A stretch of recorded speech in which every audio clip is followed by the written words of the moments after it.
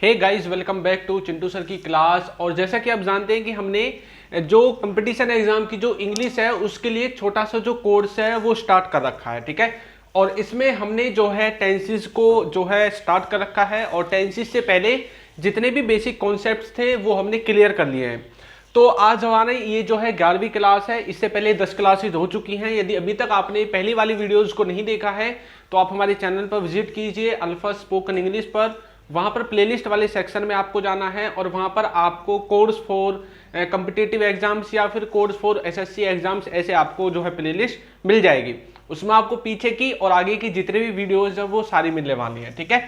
तो कल हमने पढ़ा था प्रेजेंट कॉन्टिन्यूअस टेंस के बारे में। आज हम पढ़ने वाले हैं पास्ट कॉन्टिन्यूअस टेंस के बारे में। देखो, प्रेजेंट कॉन्टिन्यूअस जब पढ़ा था तो उसका मतलब था कि प्रेजेंट में जो काम कॉन्टिन्यूटी में है ना, जो काम चल रहे हैं उनको हम प्रेजेंट कॉन्टिन्यूअस टेंस में पढ़ रहे थे। अब बात आई है पास्ट की, मतलब जो काम पास्ट में कॉन्टिन्यूटी में थे, पास्ट में किसी समय पर कोई काम रेगुलरिटी में था, चल रहा था, कॉन्टिन्यूटी में था, उसको पास्ट कॉन्टिन्यूअस टेंस के अंदर पढ़ते हैं। अब सेंटेंस को बनाने का जो फॉर्मूला है उसमें सबसे पहले सब्जेक्ट आता है, फिर वाज वर और वर्ब जो है वो आईएनजी वाली आएगी, ठीक है। इसके बाद जो भी आपके ऑब्जेक्ट वगैरह हैं वो लास्ट में आपके आ जाएंगे। ऑब्जेक्ट या फिर सेंटेंस के जो अदर वर्ड्स होते हैं वो आपको लास्ट में दिखते हैं। बाकी मेन चीज जिससे आप पहचानोगे कि ये पास्ट का कॉन्टिन्यूअस टेंस है वो है हेल्पिंग वर्ब, ये रही है वाज वर्ब, ठीक है, और वर्ब की फॉर्म आईएनजी। एक बार वार जो आईएनजी है इससे भी नहीं पिछलेगा। तो ये जो हेल्पिंग वर्ब ना, इससे हमें पता चलता है कि असलियत में टेंस कौन सा है, ठीक है। समय के बारे में हमें किससे पता चलता है?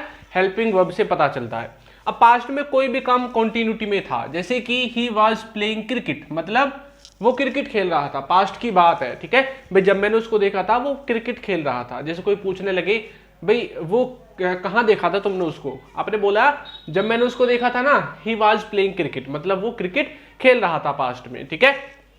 इसी तरह से आई वॉज स्टडिंग देयर, ठीक है, दे were asking about her.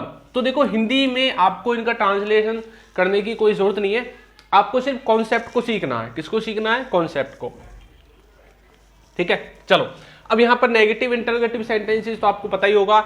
Negative यदि बनाना है तो ये जो आपका वाज वर है, ठीक है, इसके बाद आपको क्या लगा देना है? नॉट लगा देना है। इंटरोगेटिव बनाने के लिए हेल्पिंग वर्ब को सबसे पहले और उसके बाद आपको सब्जेक्ट लिख देना है। ये होता है मतलब किसी भी सेंटेंस को नेगेटिव और इंटरोगेटिव में पहुंचाने के लिए। ये चीज मैंने आपको पहले ही बता रखी है। अच्छा देखो, ये जो पीडीएफ वगैरह है ना, ये आपको हमारे टेलीग्राम ग्रुप पर मिलेगी। टेलीग्राम का जो ग्रुप का नाम है वो वही है, सेम जो चैनल का नाम है अल्फा स्पोकन इंग्लिश, ठीक है। और बाकी आपको ये फेसबुक और इंस्टाग्राम पर भी ये जो चीजें हैं वो मिल जाएंगी। अब यहाँ पर मेन रूप से ना दो तरह के सेंटेंसेज आपको देखने को मिलेंगे, ठीक। दो तरह के सेंटेंसेज आपको देखने को मिलेंगे। सबसे पहला वो कि एक जो काम है वो चल रहा था पास्ट में, उसके साथ साथ एक काम और चल रहा था, ठीक है। यानी कि दो काम एक साथ हो रहे थे। जैसे कि मैं टीवी देख रहा था और मेरा भाई पढ़ रहा था, है ना, दोनों काम एक साथ हुए हैं। मैं भी उस टाइम पे काम कर रहा था, वो भी काम कर रहा था, ठीक है। या फिर आपको क्या दिखेगा कि जैसे आप कोई काम कर रहे थे तो उसके साथ साथ कोई दूसरा काम अचानक से हो जाता है पास्ट में। ये दो तरह के काम जो है आपको देखने को मिलेंगे। एक तो ये कि दोनों काम चल रहे हैं एक साथ, ठीक है, एक साथ चल रहे हैं, ठीक। दूसरा, एक काम चल रहा है, ठीक है, पास्ट में चल रहा था, ऐसा लगा सकते हैं। एक काम पास्ट में चल रहा था, दूसरा काम अचानक से हो गया। क्या हो गया? दूसरा काम अचानक से हो गया, ठीक है। तो चलो इनको पढ़ते हैं धीरे धीरे से।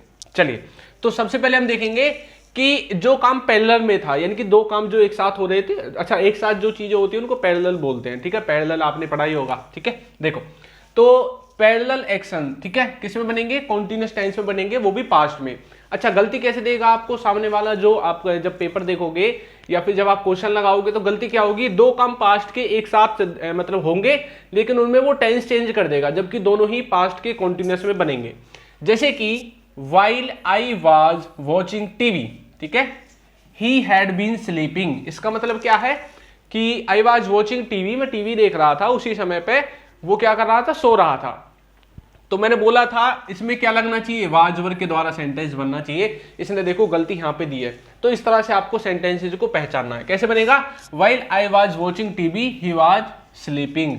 तो जब मैं टीवी देख रहा था तो वो सो रहा था, ऐसा कुछ इसका सेंस दिखेगा। आपको हिंदी ट्रांसलेशन पे नहीं जाना है, ठीक है। हिंदी में तो आपको ये भी सही लगेगा देखने में, लेकिन कॉन्सेप्ट के हिसाब से चलना है आपको। किसके हिसाब से? कॉन्सेप्ट पकड़ के चलोगे तो जो है आसानी से आप सेंटेंसेस को जो है कर पाओगे, ठीक है। जैसे कि while I had been learning English my brother was going there, ठीक है। अब यहाँ पर देखो पास्ट की बात है, एक सेंटेंस किस में है? पास्ट के कॉन्टिन्यूस में है, और दूसरा सेंटेंस किस में दिखा रखा है? इसमें हैड बीन लगा के बना दिया, जबकि ये भी किस में होना चाहिए? ये भी वाज वर्ड के द्वारा बनना चाहिए, while I was learning English my brother was going there. तो इस तरह से आपका जो सेंटेंस है ये सही हो जाएगा, ठीक है। तो पास्ट में जो पैरेलल एक्शन होते हैं उनमें आप दोनों में पास्ट कॉन्टिन्यूस का ही इस्तेमाल करेंगे। ऐसा नहीं एक में पास्ट कॉन्टिन्यूस लगा दिया, एक में परफेक्ट लगा दिया, ऐसा आपको नहीं रखना है, ठीक है। चलिए आगे देखो। उसके बाद ये जो एक्शन होते हैं ना, एक मैंने बताया था कि आप किसी काम को कर रहे हैं और अचानक से कोई काम हो जाता है आपके साथ, ठीक है। जैसे कि मान लो मैं अभी पढ़ा रहा हूं, अचानक से कोई आ जाए, है ना, मतलब एक काम कॉन्टिन्यूटी में है और अचानक से कोई आ जाए, तो ये चीज पास्ट में अगर हो तो आपको पास्ट कॉन्टिन्यूअस टेंस का इस्तेमाल करना है।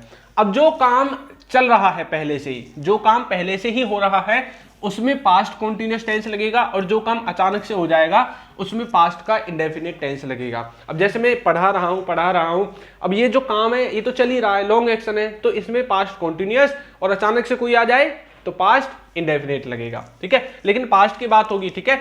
When I was learning English, my father came here, मतलब जब मैं अंग्रेजी पढ़ रहा था तो मेरे पापा जी वहां आ गए, ठीक है।